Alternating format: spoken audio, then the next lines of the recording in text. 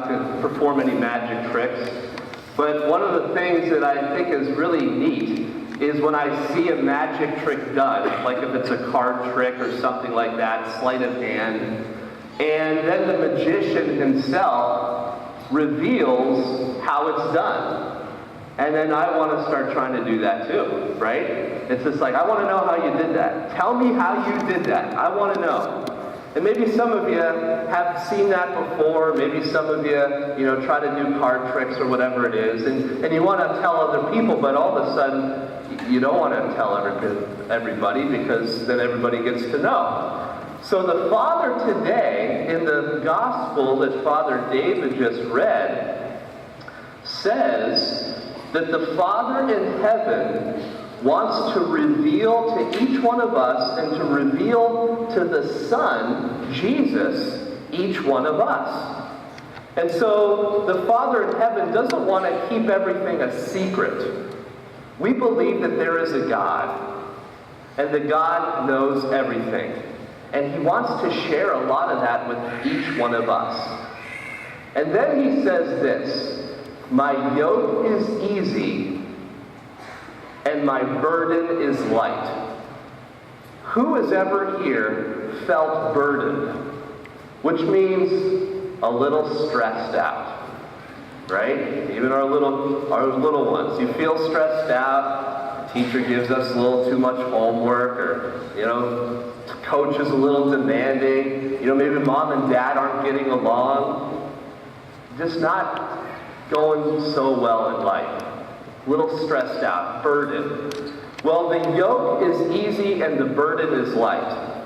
And so perhaps you've seen farm animals before. And sometimes a farm animal, they'll put something over the animal's neck and it'll start to pull carts. It'll start to pull things through the field. That's called a yoke. And when Jesus says that my yoke is easy and my burden light, Jesus wants to take your burdens. He wants to take the things that you're stressed out about, and He wants to put them on. He doesn't want you to have to hold that burden all by yourself. And so number one today is I want you to think of one thing, or maybe a billion things, that you're stressed out about. What's burdening you today?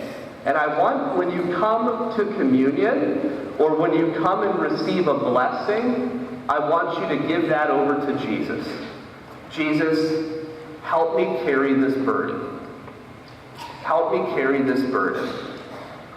The other thing that Jesus wants to reveal to us is that we have a particular vocation in life. Now, vocation as vocation director, sometimes there's a myth where the vocation director comes and he wants all the girls to be nuns and all the boys to be priests. No, that's not true. What the vocation director wants to do is he wants all of you to know that God has revealed a plan for you. That you each are called to something tremendous. You each have a call in this life. And that's how important each one of you are. Now, most of you here, and you might haven't even thought of it, you're probably called to get married, right? You ever thought about that before? And some of the high school students, maybe some of you not so much. And so you're called to get married. And so what I want you to do, if you thought that maybe I'm called to get married, I want you to start praying to God for your future spouse. So girls, I want you to start to pray to God for possibly the future husband that you'll have. Gentlemen, pray to God starting today for your future wife. And that's pretty awesome to do. Because perhaps in 10 or 15 years, or maybe your parents' request 30 or 40 years from now, whatever it might be, and you meet Mr. Right, you meet Mrs. Wonderful, and you say, I think I'm called to get married to this person. You could say, boy, there was this crazy priest that I remember years ago came to my school, and he told me to pray for you. And I had no idea what you looked like. I had no idea what your name was. but I've been praying for you for many years." That's pretty awesome, isn't it? It's pretty romantic. Ladies, isn't that awesome? It's like a guy came up to you and like, "I've been praying for you forever." Right? And then, or the guy's just like, "Whatever," right? Whatever. But that's pretty awesome. That's pretty romantic, right? And also today we have the feast of St. Francis, Francis of Assisi. Pope Francis wanted to be named after him. That's why he took that name. And Francis of Assisi was not a priest, but he was a great spiritual father.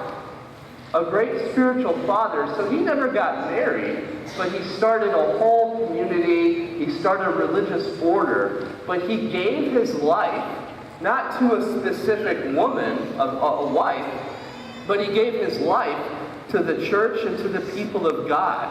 And the story of St. Francis was that he was walking into a church one time, and the gospel that was read was that you have to sell everything and give it to the poor.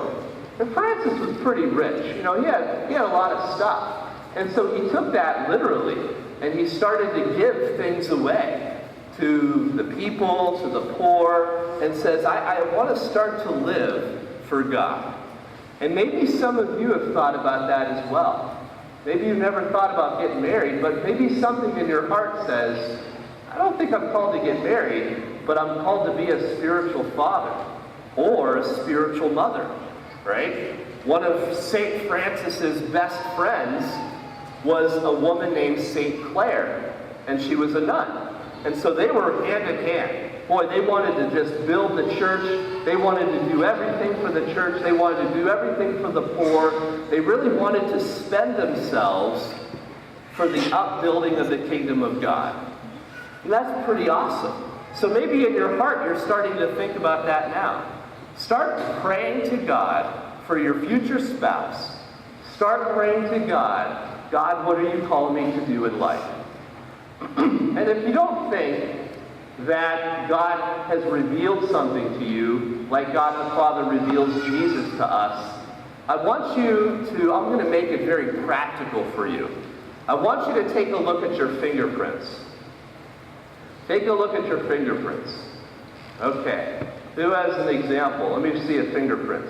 Let's see here. All right. Your fingerprint and your fingerprint, are they the same? Are you sure? Take a look again. Definitely different? All right, they're different. What if you were an identical twin? Would you have the same set of fingerprints? What if you had like triplets? What about like quad triplets or whatever it's called? So, you have a different and unique set of fingerprints than anybody else in this room and really anybody else in this world. If I were to play doctor and to take some DNA, we'll do some DNA testing today. Different DNA for everybody? What if I played dentist and started looking at your teeth alignment, the dental record? Different set of teeth patterns? Yeah. So here's the thing, is God made you. God the Father made you. Very unique and very different than anybody else in the history of the world. Whew, I thought that was a person. It's just a truck. God made you different than anybody else in this world.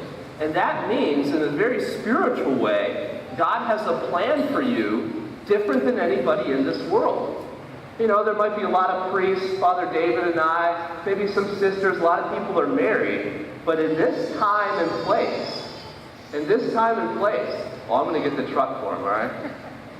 Here we go. There you go. There you go. She's happy now.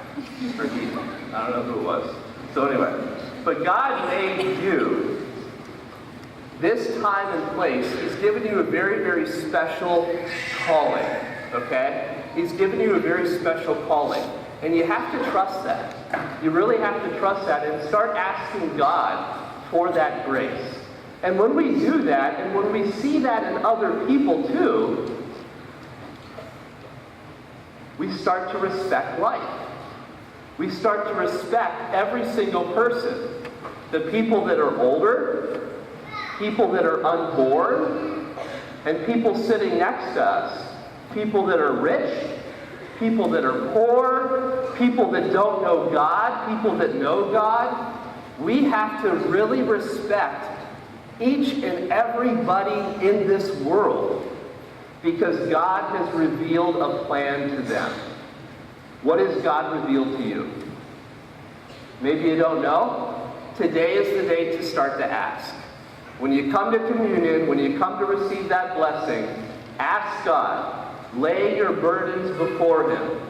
He loves you and He has a plan for you. So we ask the blessing and we ask the prayers of St. Francis and St. Clare that we can respect each other, respect all life, but also to know that God has made you very special. And when you forget, you take a look at your fingerprints and that'll remind you.